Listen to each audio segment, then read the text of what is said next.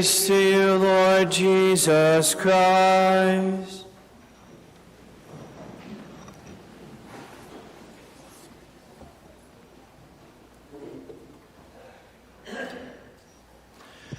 So as Father David mentioned last Sunday, he was on vacation this week, which associate pastors always like to say means it was a vacation for me as well, okay? Not from work, but mostly for me, it was a vacation from OSA, okay? I love OSA, I love dogs. I've never really had a dog in my family, but I enjoy her, but it's always nice to just have kind of a quiet house from time to time. She doesn't wake me up in the morning when the mailman or the students walk by. She goes, when Father David's gone, usually to a parishioner's house to run around, and she's happy in the backyard with a fence, chasing around squirrels. So it was a little bit of a vacation for me. And I realized, how much people love their pets and love their dogs.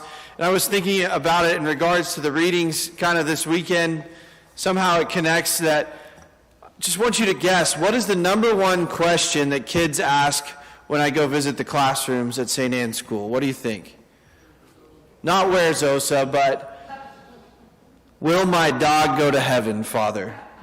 All right, not just them, but a lot of people. I went to some family friend's house over Christmas break, and their in-laws were in town, and I could tell it was like the first time they've been around a priest in that setting, and so they were just, hitting me with every question imaginable, but the first one and the most important one to them was really, will my dog be with me in heaven? And I always give the stock answer, which I think is the best answer. You will have everything you need to be happy in heaven. You will have everything you need to be happy in heaven. And whatever that means for them, they're usually satisfied. But when I give that answer, I don't mean, usually, we'll have all these things that we imagine we'll need in heaven. Like, for a little kid, like heaven would be like a Dave & Buster's with just like endless video games and fun and food and just enjoyment or whatever. Or for you, whatever it may be, your dog or the TV on all the time, watching your favorite show or whatever you think you like on this earth. I mean that we'll have everything we'll need in God and in perfect relationships with each other, and that means we probably won't need much else. Probably means we won't need much else, but we'll have everything that we need in God perfectly fulfilling us, whatever that looks like. So if he chooses to, I'm sure there'll be many wonderful things in heaven. One time a kid asked me, do you think there'll be food in heaven? And I said, I hope there's Chick-fil-A nuggets, because those are the closest thing I've tasted to heaven on this earth. The Lord's, somebody told me they're the Lord's nuggets the other day. So we'll have whatever we need. In this light, I kind of want to reflect on our second reading today. We've been talking a lot about the Gospels and kind of skipping over St. Paul, but St. Paul in this first letter to the Corinthians, chapter 7, that we've been reading through the last several weeks, talks a lot about marriage and the relationships between husbands and wives and the difference in married and unmarried persons. And this comes up in light of this question, because will I be able to see, will I enjoy my spouse in heaven, is also a question that we get all the time, right? A question that I talk about with people all the time when their loved ones pass away, as they long and they desire.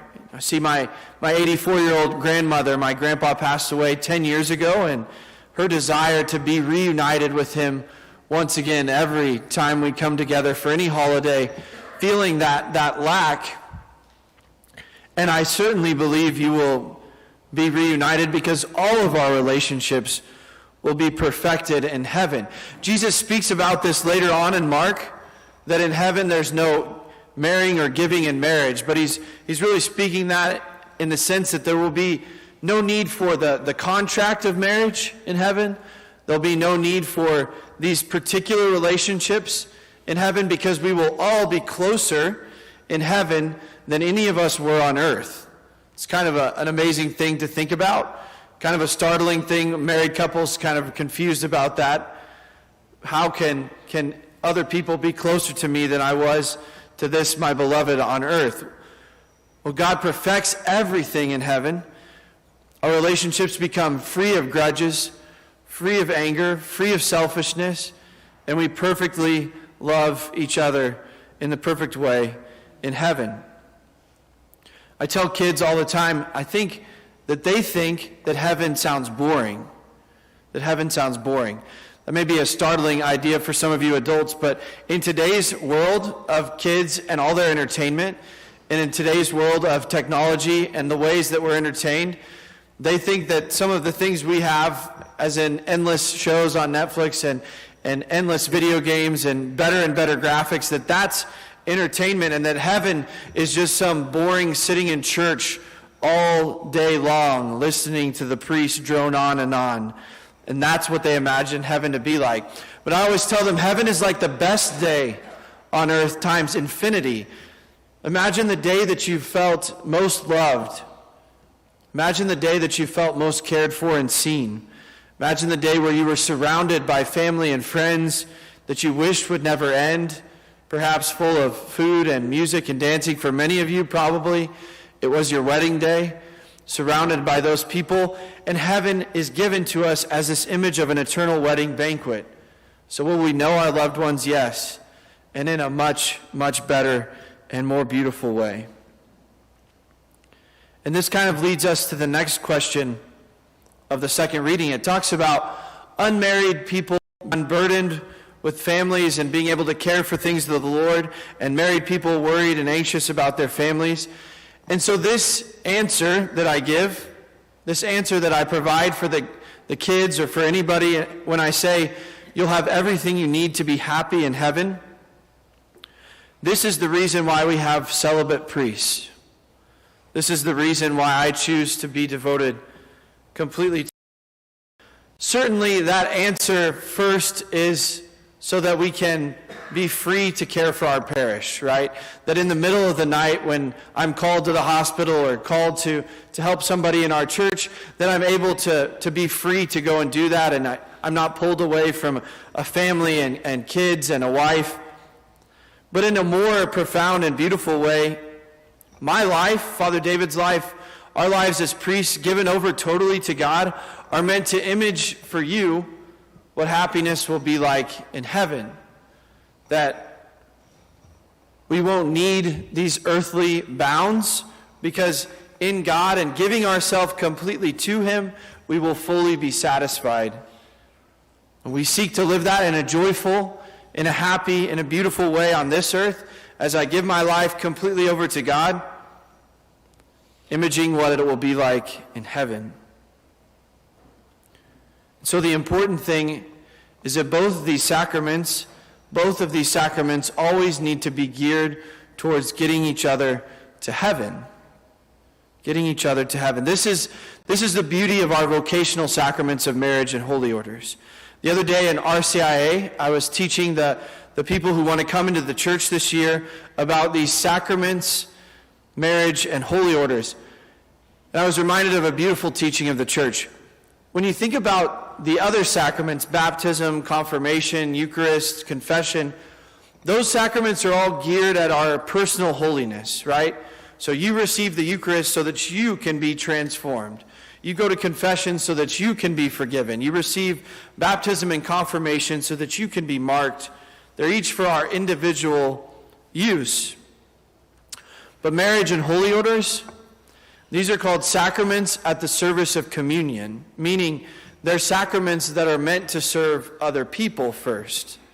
And if they make us holy, it's only because of our gift to other people in those sacraments.